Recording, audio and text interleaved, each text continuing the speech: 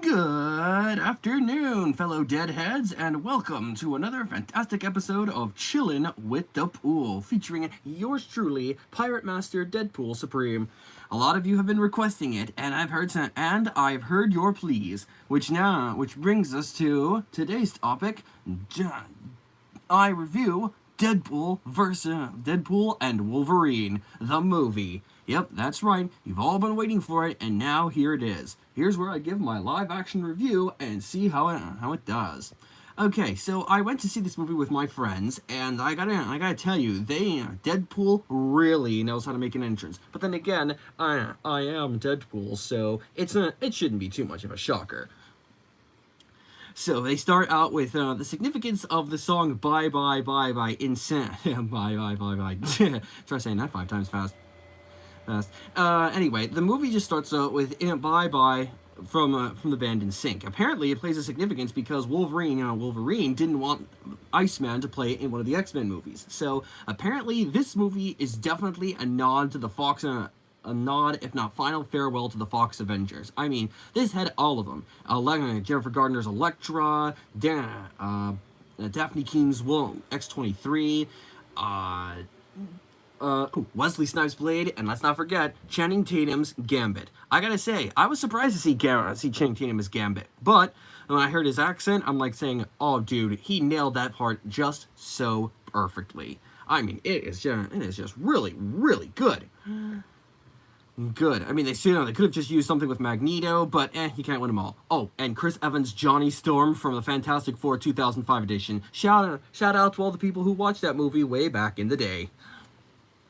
Like I did, as most of you late 90s, early 2000s babies will probably already know.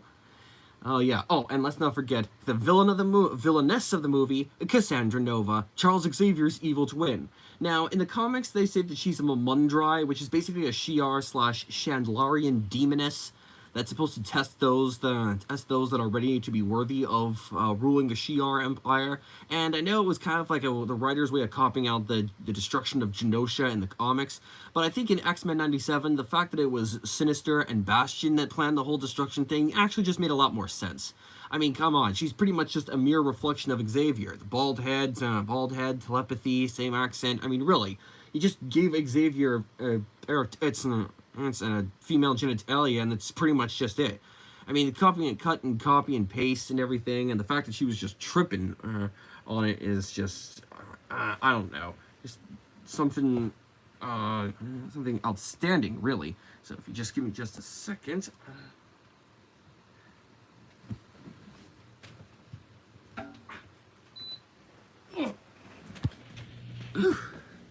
Sorry about that, folks. The ventilation in this room is just getting really, really hot. Anyway, Cassandra Nova is basically, I think, in terms of design, Cassandra Nova is basically just a copy and paste of Xavier, but just a gender-bent version. And I don't know how many of you have thought this way, but have any of you guys ever noticed that, think that, how Xavier and Magneto are pretty much shipped together in all forms of fan fiction? I know Cherrick has been going pretty strong, and I'm not saying that you guys shouldn't keep shipping them, believe me, whatever, live and let live, or whatever. But if you ever thought that, those two would actually make good together as a new villainous power couple, I mean, Cassandra Nova and Cassandra Xavier and Eric. I know it's been pretty much a straight shot, and I'm not trying to bash any kind of gay people or anything. Don't get me wrong. I still fully support it, but I'm just saying it's like it could work. I'm just saying it could take any talented writer can turn a sewage plant into a gold mine of a story. It just takes a little bit of work. But yeah, anyway, she nailed that role. I mean, really, there was just a lot going for her. She had a lot going for her. I mean, she put her hand literally inside through a guy's face until her fingers were squirming around in through the guy's eyeballs. I mean, how dystopian? That's just borderline horror film stuff right there. And believe you me, I've seen a few previews for horror movies, and that definitely takes the cake. The fact that we got to see Pyro, Johnny Storm, Vinnie Jones's Juggernaut. You'll probably remember him best as the guy who kickstarted the meme, "I'm the Juggernaut, bitch!" Yeah, if you guys remember that meme from way back in the day, then he's in the movie too. Basically, this whole, like I said before, this whole movie was just one big love letter and final farewell to the Fox era Avengers, so to speak. I mean, we didn't get to see all the entirety of them, but those that actually mattered, boy, did they get them right. I mean, really, it was just a lot to go off of. Let's see, there was also oh yeah, but anyway, the plot of the story was pretty basic. I mean, the fixed anchor point and everything like that seemed a bit, a bit contrived. I mean, you could have just found something else. Like there was, like, say he was gonna Paradox could have just used the Time Ripper and saying, "I'm going to destroy that entire thing, that entire timeline, just to put it out of its misery, unless you bring back Wolverine." So it could have just set him up as a decent villain. I mean, Paradox is pretty much one of those rogue TVA agents. Maybe he could have been working for Kang the Conqueror or something. I mean, there's a lot of potential you could have done with the TVA, don't get me wrong. And there's also and everything. So yeah, there's also that. We got a new follower. Michael Donovan says, "Hi, I'm doing it. Hi, how are you doing?" Well, just to answer your question, Mike, I'm doing pretty well, thanks. Are you okay today? Yes, I pretty much am okay. So, okay, I'm doing this live stream, and I got a whole lot of work done this morning before work. So yeah, I'm doing well, thank you. Anyway, back to the review. Anyway, basically just Paradox and the Time Ripper thing could have just been worked a lot better, but I guess anything to bring back Wolverine, I suppose. I mean, you could have just done it more organically, but then again, who knows? I also liked how Deadpool was able to weaponize Wolverine's adamantium skeletons, just basically kill the TVA agents, all while dancing to NSYNC's "Bye Bye Bye." I mean, that is just really on point. But that's not where the journey ends, my folks. No, we are just getting started. Yep, at the very tail end of the movie, at the climax of the movie, my favorite part comes out. The live-action debut of the Deadpool Corps. That's right, Leanna. That's right, fellow Deadpool Corpsmen. Our brothers and sisters in red have finally made their debut. All led by my favorite Deadpool variant, Wandapool. That's right, Lady Wanda Wilson, a.k.a. Lady Deadpool. And believe me, all I gotta say is, move over, Beyonce. There is a new queen in town. And she is packing, believe me. In fact, she's actually, not to brag, but I also kind of ship her with Spider-Man. That's, so, I mean, just imagine it. You got Spidey Pool, well, guess what? Try flipping it on the opposite end, and believe me, there is nothing you guys can't do with that. There is a lot of material to work with. Anyway, let's see, what also was I going to say? Oh yes, the movie went extremely well. The action was to die for. I mean, the fact that we got to see X-23 talking with Logan, or alternate Logan again, since his movie ended in 2017, it was always a good callback. Excuse me.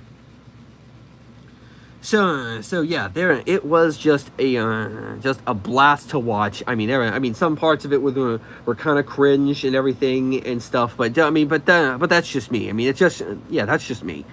The fact we get to see Deadpool and Vanessa again throughout the entire trilogy just goes to show that they were like Peter Parker and Gwen Stacy from the original Spider-Man comics. They were just tight.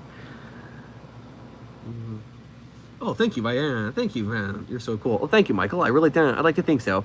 Anyway, the fact that we also get to see Deadpool's family, like Colossus, Negasonic Teenage Warhead, her girlfriend Yukio, which I believe she is just so adorable. I mean, she really complements Negasonic Teenage Warhead's, angsty teen demeanor and everything just so perfectly. I totally ship them. And then you got Colossus, Negasonic Teenage Warhead, Blind Al, Dope Ender, and Peter. You got Peter Wisdom, or as I like to call him, just Peter Delaney, named after Rob Delaney, I guess. But yeah, I just loved seeing them all together coming together for Wade. So it really just goes to show that he definitely has a collective friends and family. I just wish that Russell was there, but then again, his arc was completed in the sequel. I mean, he kickstarted it in a meaningful way and topped off. So I guess he has his own X-Men business to attend to. I never knew about Russell or Rusty in the comics, but this version of him on here really helps him set apart from his own variants, and it really helps him stand out too. So it's just pretty cool. I mean, I'm sorry to say that Cable wasn't in this one, but then again, I mean, he probably did serve his purpose, and it could have been fun to watch Cable and Wolverine bond over their shared annoyances for Deadpool. So it's just there's that. And everything, so that was kind of cool. Let's see what else. What else? I mean, there is just a lot of going on. a lot going on within this movie. You got the action sequences, I mean, and the fact that we just got to see a giant Ant-Man in the void, and he's like, well, Paul Rudd finally aged. Yeah, total burn on that. And the fact he gets to see the... it's too bad that we didn't get to see him with the original OG Avengers. And I know with the way Marvel's direction is going now, it's just kind of... if you ask me how my opinion of it is, it kind of mixed. I mean, on one hand, I really wish that Cillian Murphy would have been cast as Victor Von Doom. I mean, come on, have you seen Oppenheimer? It's and the original Batman and the original Scarecrow in the Nolanverse Batman. I mean, come on, the potential's right there. As for the cast of the Fantastic Four, I would have just say straight Chris Evans as Johnny Storm, and you just replaced him with, I don't know, like either Tom Holland's real life action best friend or whatever, and you could have had the perfect Fantastic Four aesthetically. Everything. It's just, it had it going for it so much better and stuff. So everybody's just, but on the other hand, if he's behind a mask and gives it another vocal impression, then you're like, oh, this could be a completely different character and everything. So yeah, kind of mixed on this, just want to see how it turns out, but on the other hand, kind of wish they would have cast Cillian Murphy as Doctor Doom, just saying. And the fact that it's kind of going a little bit off the rails and everything, I mean, I love Phase 4 and 5 and everything, and I think they should have just ended it with it right there, especially with Guardians of the Galaxy Volume 3. That would have been like the perfect ending. It started, the second part of Phase 4 started with them, and now it's ending with them. So yeah. But anyway, as for Deadpool and Wolverine, it is a great, fantastic movie, and I really and I hope you guys get a chance to see it this summer, or many of you before school. Anyway, but let's see. Oh yeah, and the fact that their brawl took place in a Honda Odyssey, I've read some of the comments online, and I don't think that's what they were going for. I mean, if that's what you want to write in your fan fictions, go right ahead. I'm not stopping you. I'm just saying it was covered with blood and everything, so it's just not the best way some relationships go out, or maybe there is. Who knows? But yeah, the aesthetics and the cinematography was definitely on point. I mean, you got where Deadpool always steals the show. I mean, Ryan Reynolds is basically just Deadpool incarnate. I mean, have you seen him in a lot of the other movies? I mean, you got him in Hobbs and Shaw and Red Notice and Hitman's Bodyguard. Just to name a few. Those two, I would highly recommend those. Just saying. Hugh Jackman as Wolverine, finally getting to be in that aesthetic suit, the blue and yellow spandex. Definitely definitely a subtle build up to years of speculation and waiting for it to happen. So yeah, we're finally glad to see it happen and everything. We also got to see John Byrne's Wolverine brown suit facing off against the Hulk, even though it's probably just one of those things that we weren't meant to see. You know, kind of like, you know, seeing Bigfoot or the Abominable Snowman or even Loch Ness Monster. There's just some things in this world that are both better left unsolved and left unseen. But, you know, it did happen. It's kind of like one of those, if a tree falls in the forest, does it make a sound? It technically does, but do we know that it exists? Yeah, I mean, heck, a tree could be falling in the forest right this second. Do we hear it? No. Does it mean that it doesn't exist? More or less. So yeah, it's just one of those things that just, you know, happens. That's one of those things that, you know, one of those things that we just weren't meant to see. I mean, it has a lot of potential, don't get me wrong. I mean, there was a lot of references back in these movies. But the fact we got to see them one last time, I mean, Gambit's moves, I mean, chef's kiss right there. I mean, if I had to choose one of the, like I said, if I had to choose one of my favorite Fox Avengers, it would definitely be Channing Tatum's Gambit. He just knocked it out of the park with that one. I mean, he loved the character, wanted to play it so bad, and now he finally got to make a name for himself. That's just how I feel about it. Anyway, I rate this as I'd give this a solid 95 out of 100. I think my favorite one is the sequel because it really does enough to redeem Deadpool's character, and this one would definitely be a close second. Not saying it's bad, I'm just saying it's my opinion, and that's how I'm going to stand by it. If you guys feel any differently, saying if this was a good or bad movie, be sure to sound off in the comments below.